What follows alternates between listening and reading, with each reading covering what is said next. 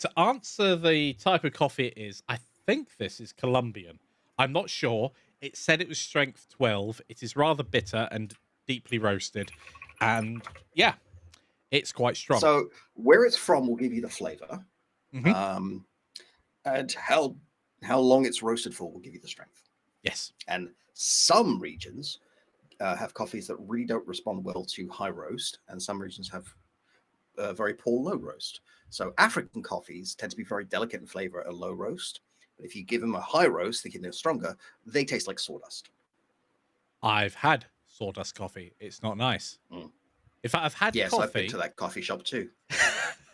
So it was years ago. It was when I first got into coffee. I'm not really a coffee connoisseur, but I started drinking coffee, and I was like, okay, I want No, to me neither. experiment. I want to see what's out there, etc.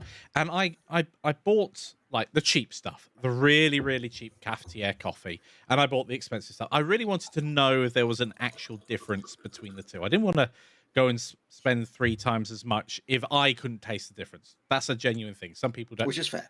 Yeah, and the best way of describing the difference between them, like £6 a packet versus £2 a packet, so three times difference in price.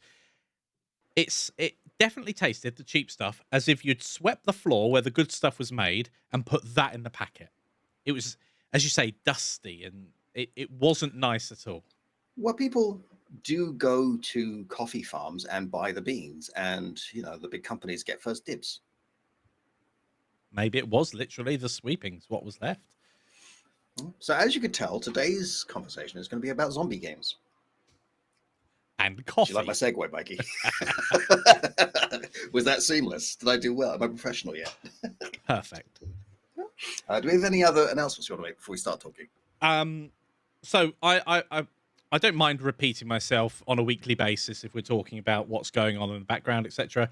I think I mentioned this on last week's stream, but it was only brief because we were focused on Blender else. and stuff. So yes, so we have in the works the new updated version of our Geometry Nodes course written by Erendale, and Awesome. he will be working on that. He's working on it at the moment, and it's going to be released for free for those who already have the existing Geometry Nodes course. So that version was written in 2.93, and Geometry Nodes has changed massively. The fundamentals are still the same, and if you follow along with the course, there's a conversion lecture as well.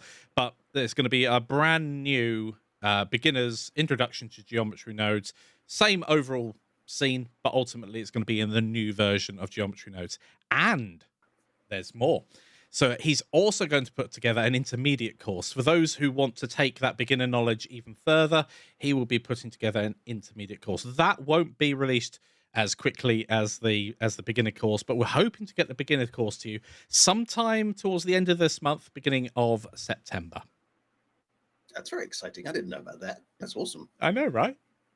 Yeah. If I was a I'm poker pleasantly player, surprised. here's my full house. But that's very Yeah. cool. So that's really exciting. Reiterate what we were as talking well. about before we went on to coffees. Coffee is delicious. No, I mean it is, but no. God of War going into beta 1, hopefully first week of September. Will not be stable. Course won't be started yet. Yes, I will be playing with it more, doing bug reports and all the rest of it. But don't expect the course to come out September 2nd. How about September 3rd? Like, we're waiting to it. Mikey, you're the director of the company. You're undermining. Hi-ho! When it's stable, we will start actually recording. Yeah. Okay. Like, I don't want to start recording and say, in this video, we're going to learn why you shouldn't have taken this course yet.